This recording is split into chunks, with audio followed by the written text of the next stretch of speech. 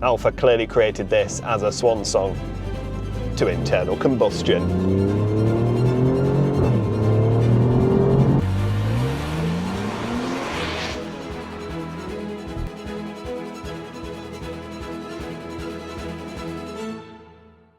Sometimes in life you get those moments you can't quite believe are real. And today is one of those moments, because today I have one of my all-time favourite cars on the channel. Yep, it's the Alfa Romeo Giulia Quadrifoglio.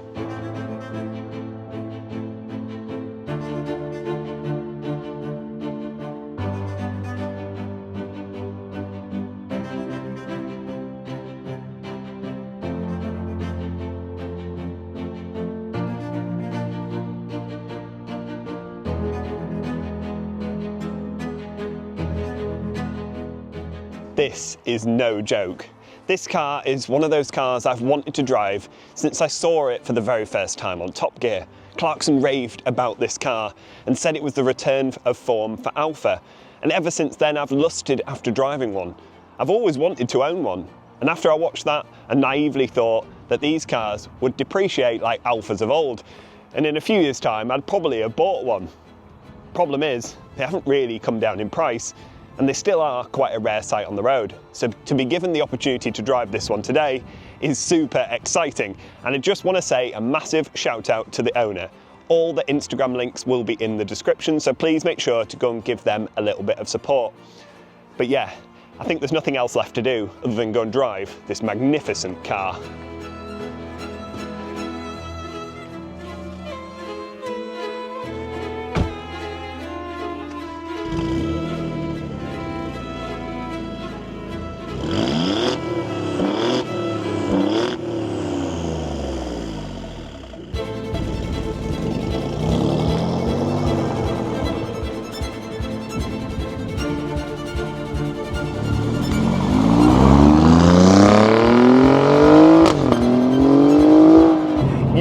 Full well that Alfa Romeo created this for one purpose, and that was to bring a smile to your face. Cars like this are not going to be around forever, and what better way to celebrate internal combustion than this incredible car.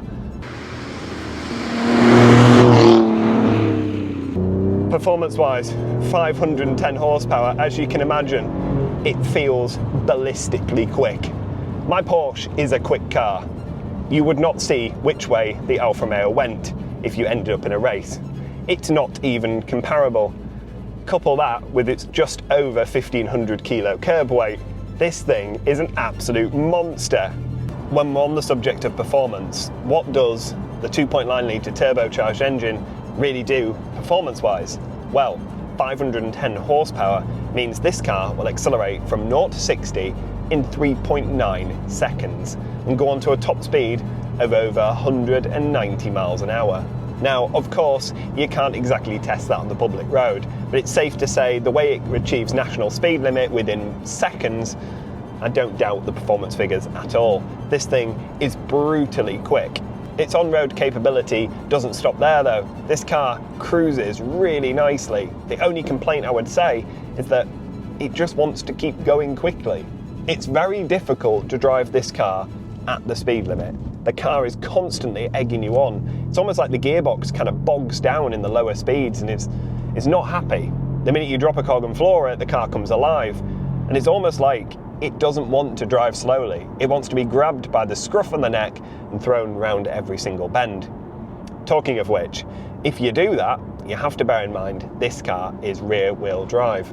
Most cars with running this kind of power these days are four-wheel drive, and for good reason. If you don't know what you're doing and you're not used to driving rear-wheel drive cars, this thing will snap. It will bite you, and it'll bite hard and throw you off into a ditch. The car just feels alive in your hands. It skips, it jumps, it wants to throw you off the road in the best possible way. Where the Germans would have fitted this with four-wheel drive, the Italians sticking with the rear-wheel drive formula means it's far more playful. I can only imagine if you put this thing into race mode and turned off all the stability, you're gonna have an amazing time. So we know it performs really well, we know it's fast and sounds phenomenal. What happens if you just want to use this as its intended purpose? A 5-seater saloon car? Well, it does that really well as well. This is by no means an uncomfortable ride. Like I said, I haven't touched any of the settings and I think we're just in normal drive at the minute. But it feels really comfortable, really compliant on the road, and you could definitely cover a lot of miles in it. These seats are extremely comfortable, right side of firm. The seating position, being an Italian car, is pretty much bang on. It's perfection. What's really nice is when you look out the windscreen, you can see the carbon weave on the bonnet. I love the fact that this car is made out of tons of carbon fibre. There's loads of carbon fibre around the front, the bonnet is carbon fibre, the roof is carbon fibre, and all of it's painted, and I love that. They've added the carbon fibre for lightweight and not to impress people, and I love that about it. But yeah, that noise.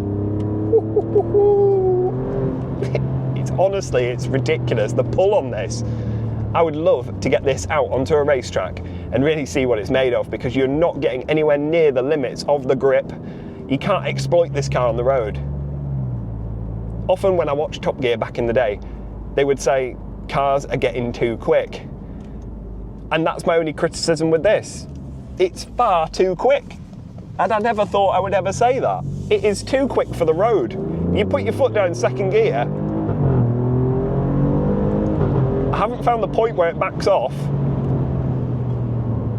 Honestly, I've never been in anything like it. It's like a rocket ship. The gearbox is super quick and I absolutely adore the paddles. The way that you can just reach them because they're so big. Oh, it makes the car so playful. And often with automatics, you have no intention of actually changing gear with the paddles. They're pointless. In this, I just want to use them all the time. Since picking the car up over a couple of hours ago, I've not stopped changing gear with the paddles. I think that's just because the tactile feel of them and the little click they make when you change gear. It's sensational. Now let's quickly talk about this fabulous interior. Now, Alfa Romeos have not been known for their interiors or their build quality, and I'm pleased to say that both of those things have been totally fixed in this car. They've obviously pulled out all the stops when it comes to this interior, because not only is it a lovely place to sit, it's free of squeaks, rattles, and everything just feels really solid. The best thing about this interior, however, is this steering wheel. A really fabulous design, flat bottom, Alcantara, leather, carbon. What more can you want from a steering wheel?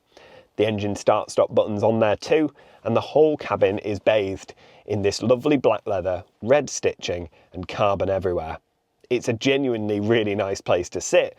I love the design of the cabin, and although the infotainment is very much out of date now, I love the fact that it's more of an analog car.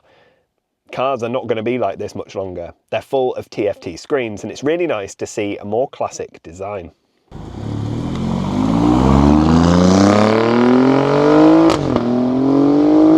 There are certain cars that you drive that you remember, and you'll always remember.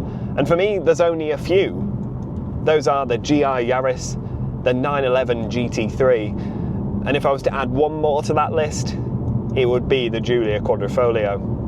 No car I have ever driven feels quite like this one. No car has felt so small and yet be so big. The way this thing goes around corners beggars belief for something of this size. It's totally crazy. This is a 4-door saloon car. It feels like a sports car. The front end turns in exactly where you want it, and the back end has got just enough looseness, even with the traction control on, to make you feel like you're in full control of the car. I can only imagine if you turn off the traction control, this thing gets pretty wild. This is pretty much the last hurrah of cars like this. A 5-seater, 4-door super saloon with a 2.9 litre V6 in it.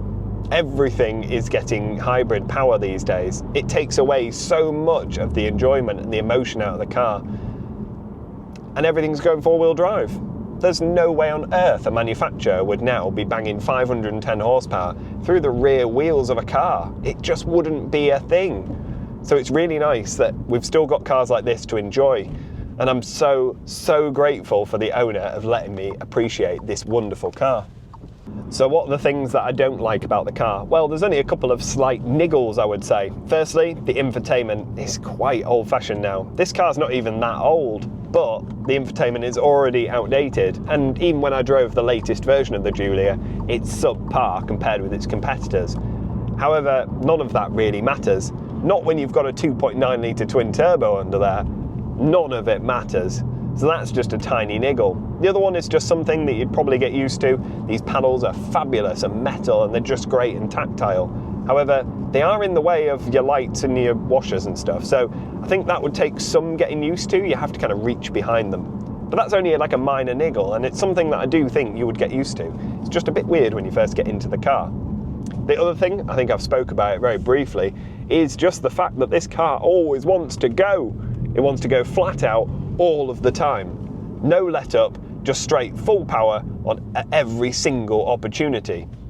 And when you're in traffic and you're driving really slowly, it's no fun at all. In fact, this car doesn't feel great at slow speeds. The suspension, although soft, is absolutely fine, but it's mainly the throttle and the gearbox, both of which don't seem to want to work in slow traffic. The car just feels like it wants to constantly go, and the gearbox feels like it's bogging it down at every opportunity.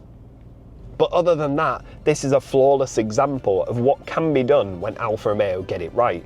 They don't always, but when they do, they really get it right, and they have with this. And it's been one of the best driving experiences I've ever had.